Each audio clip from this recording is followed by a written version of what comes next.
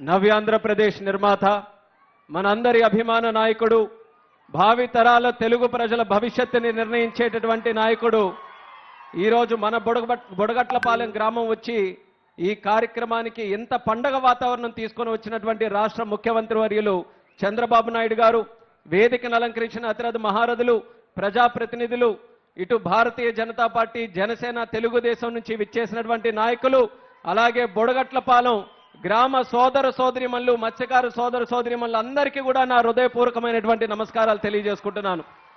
ఈరోజు మీ గ్రామం రావడం ఎంతో ఆనందంగా ఉంది. సముద్రాన్ని చూస్తే ఏ రకంగా ఉత్సాహం వస్తుందో, సముద్రం చూస్తే ఏ రకంగా ఉల్లాసం వస్తుందో, అదే రకంగా ఈరోజు బుడగట్లపాలెం ప్రజల్ని కూడా చూస్తుంటే అంత ఉత్సాహం, అంత ఎనర్జీ మిమ్మల్ని అందరినీ కూడా చూస్తే ఈరోజు వస్తుంది. అలాగే చంద్రబాబు నాయుడు గారిని ఈరోజు చూస్తుంటే అదే ధైర్యం, అదే నమ్మకంతో ఈరోజు మన ప్రజలకి చేస్తున్నటువంటి కార్యక్రమాలు మనందరికీ ఎప్పటికీ కూడా ఆశీర్వాదం అనేది కూడా తెలియజేసుకుంటున్నాను. మరి అటువంటి నాయకుడు మొన్ననే 75 సంవత్సరాలు పూర్తి చేసుకున్నాడనంటే నమ్మశక్యంగా ఎవరికి కూడా లేదు. మాకంటే చిన్న వయసులో ఉన్నటువంటి నాయకుడిగా ఈ రాష్ట్రం కోసం అహర్నిశలు కష్టపడుతూ రాత్రనక పగలనక దేశ విదేశాలకి కూడా వెళ్ళి ఆంధ్రప్రదేశ్ రాష్ట్రాన్ని నెంబర్ 1 గా తయారు చేయాలని కంకణం కట్టుకొని మరి పనిచేస్తున్నటువంటి వ్యక్తి మన నారా చంద్రబాబు నాయుడు గారని తెలియజేసుకుంటున్నాను. అటువంటిది ఆ రోజు ఎన్నికల ముందు మనందరికీ హామీ ఇచ్చాడు, మత్స్యకారులకి హామీ ఇచ్చాడు. మీరు ఏదైతే మత్స్యకారులు ఉన్నారో 10,000 ఉన్నటువంటి మత్స్య వేట నిషేధ భృతి ఏదైతే ఉందో అది 20,000 చేస్తామని చెప్పి మాట మీద నిలబడి 1,30,000 మందికి 20,000 చొప్పున ఈ రోజు 280 కోట్ల వరకు రిలీజ్ చేసినటువంటి ప్రభుత్వం మన కూటమి ప్రభుత్వం అనేది కూడా తెలియజేస్తున్నాను. మత్స్యకారులు గత ప్రభుత్వంలో ఏ రకంగా అన్యాయం చెందారో అనేది ఒక్క ఉదాహరణ మనం తీసుకొని అంటే తడ నుంచి ఇచ్చాపురం వరకు మనకు ఉన్నటువంటి తీర ప్రాంత జిల్లాల్లో ఒక్క అసెంబ్లీ సీటు కూడా విడిచిపెట్టకుండా కూటమి ప్రభుత్వాన్ని గెలిపించారనంటే మత్స్యకారులు చంద్రబాబు నాయుడు గారి మీద, పవన్ కళ్యాణ్ మీద, అలాగే నరేంద్ర మోదీ గారి మీద ఎంత అభిమానంతో ఉన్నారో ఈరోజు మనందరికీ కూడా తెలుస్తుంది. ఆ నమ్మకాన్నే నిలబెట్టుకోవాలని ఈరోజు వేట నిషేధ భృతి పెంచారు.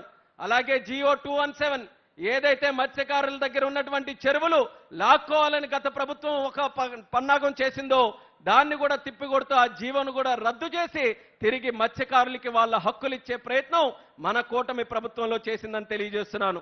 ఇలాగే భవిష్యత్తులో కూడా మీకు ఏ సమస్యలున్నా సరే రాష్ట్ర ప్రభుత్వం, కేంద్ర ప్రభుత్వం అందరి ప్రధానమంత్రి గారితో సహా సహకారం తీసుకొని మన జిల్లాలో ముఖ్యంగా ఉన్నటువంటి మత్స్యకారుల తాలూకా భవిష్యత్తుని ఇంకా సుందరంగా తయారు చేయడానికి మా వంతుగా కృషి చేస్తామని బుడగట్లపాలెం ద్వారా మత్స్యకారులందరికీ కూడా ఈ సభాముఖంగా తెలియజేసుకుంటున్నాము. ఈరోజు మత్స్యకారుల గురించి మాట్లాడాలనంటే ముందుగా మన జిల్లాలో గుర్తొచ్చే నాయకుడు స్వర్గీయ కింజరాపు ఎర్రన్నాయుడు గారని తెలియజేస్తున్నాను. అక్కడ ఇచ్చాపురం నుంచి ఇక్కడ ఎచ్చెర్ల వరకు ఎవరికి ఎప్పుడు ఏ ఆపదున్నా, ఏ సమస్య ఉన్నా, ఏ బాధ ఉన్నా సరే వాళ్ళ భుజాల మీద చేయేసి నేనున్నాను సోదరా అని ధైర్యం చెప్పినటువంటి నాయకుడు కింజరాపు ఎర్రన్నాయుడు గారు. ఆయన వారసులుగా ఈరోజు రాజకీయాల్లోకి వచ్చి మా మీద కూడా అదే ప్రేమ అభిమానం చూపిస్తున్నారు. ఎలా అంటే ఈరోజు చిన్న వయసులో, అతి చిన్న వయసులో కేంద్ర మంత్రిగా అవకాశం వచ్చిందనంటే అది ప్రజలు మీరు చూపిస్తున్నటువంటి ఆశీర్వాదం, అలాగే దేవుడిలాగా చంద్రబాబు నాయుడు గారు ఇచ్చినటువంటి ఆశీర్వాదం వల్ల ఈరోజు ఉత్తరాంధ్ర శ్రీకాకుళం జిల్లా నుంచి ఒక కేబినెట్ మినిస్టర్గా ఈరోజు కేంద్రంలో నాకు కూర్చోబెట్టారు. మత్స్యకార మినిస్టర్ మన శ్రీకాకుళం జిల్లాకి ఇచ్చారు. అలాగే పరిశ్రమలు తీసుకొని వచ్చే ఎంఎస్ఎంఈ మినిస్టర్ మనకి ఇన్ఛార్జిగా పెట్టారు. మంచి ప్రజాప్రతినిధులు ఎన్నుకునే అవకాశం ఈరోజు చంద్రబాబు నాయుడు గారు మన అందరికీ కూడా అవకాశం ఇచ్చారు. మా వంతుగా కష్టపడతాం. ఎందుకనంటే విని విని విని విని కూడా చెవుళ్ళు ఈరోజు నొప్పెడుతున్నాయి. శ్రీకాకుళం జిల్లా అంటే వెనకబడిందని మార్చాలి, తలరాతలు మారాలి. శ్రీకాకుళం సెట్ అవ్వాలంటే మన మైండ్ సెట్ మార్చాలన్నది ఇక్కడ ఉన్నటువంటి ప్రజలందరికీ కూడా నేను కోరుకుంటున్నాను. సముద్రం ఎంత సంపద, గంగమ్మ తల్లి తెలిసి ఎవ్వరికి కూడా మోసం చేయదు. గంగమ్మ తల్లికి పెట్టడమే తెలుసు తప్ప ఏ ఒక్కరిని కూడా ఇబ్బంది పెట్టడం, చెడగొట్టడం, మోసం చేయడం తెలియదు. అటువంటి సంపద మన గంగమ్మ తల్లి, మన సముద్రం మన చుట్టూ ఉంది. చిన్న చిన్న దీవులున్నాయి ప్రపంచంలో, 4 అడుగులు ఉన్నటువంటి దీవులున్నాయి. సముద్రాన్ని చూసి అవన్నీ కూడా బ్రహ్మాండంగా డెవలప్ అయ్యాయి. మనం ఎందుకు డెవలప్ కాకూడదనేది ఇక్కడ ఉన్నటువంటి ప్రజలందరూ కూడా ఆలోచించాలి.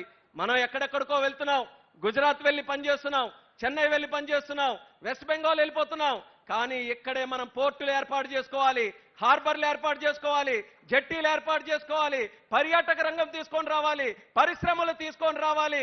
ఇంకా అవసరమైతే ఏ కార్యక్రమాలైనా మనకెక్కడికి రావాలి తప్ప మనం గడప దాటి వేరే పరిస్థితికి రాకుండా ఈ ప్రభుత్వం అన్ని రకాలుగా చర్యలు తీసుకుంటుందని తెలియజేస్తున్నాను. మంచి మంచి ఆలోచనలు ఉన్నాయి.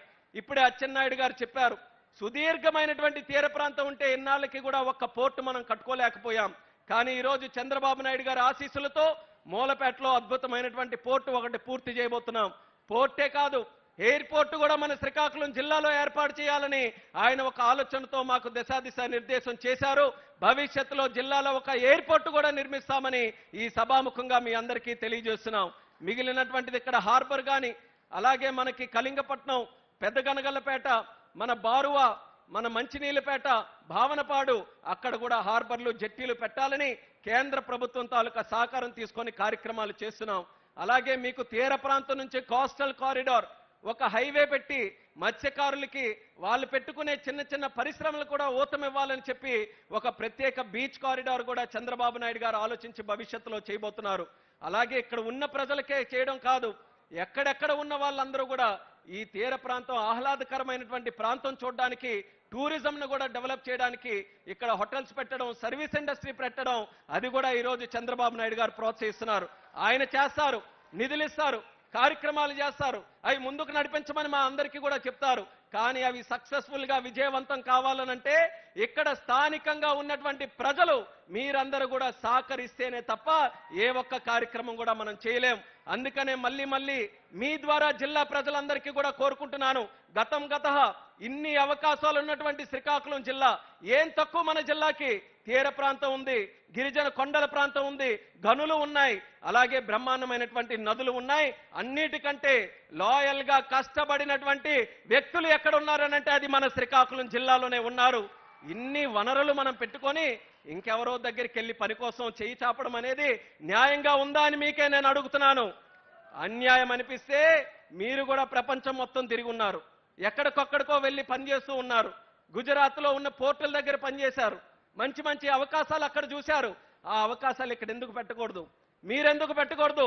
మీకు కావాల్సినటువంటి ఆర్థిక సాయం ఒక లోన్ రూపంలోనైనా, ల్యాండ్ రూపంలోనైనా అవన్నీ కూడా ఇవ్వడానికి ప్రభుత్వం తరపున మేము సిద్ధంగా ఉన్నాం.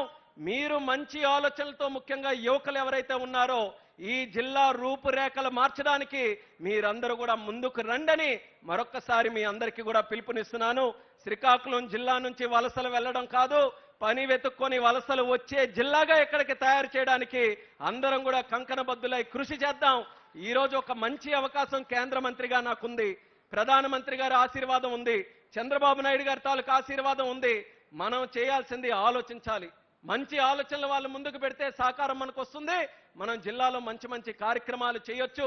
పాజిటివ్ గా ఆలోచించమని ప్రతి ఒక్కరికి కూడా ఈ సందర్భంగా కోరుకుంటూ, మత్స్యకారుల గురించి ఒక చరిత్ర చెప్పాలనంటే మత్స్యకారులకి తెలుగుదేశం పార్టీ ఆ రోజు మత్స్యకార గ్రామాల్లో వెలుగులు చూడాలనంటే లైట్ హౌస్ తప్ప ఎక్కడ కూడా ఒక బుడ్డి ఉండేది కాదు, లైట్ ఉండేది కాదు.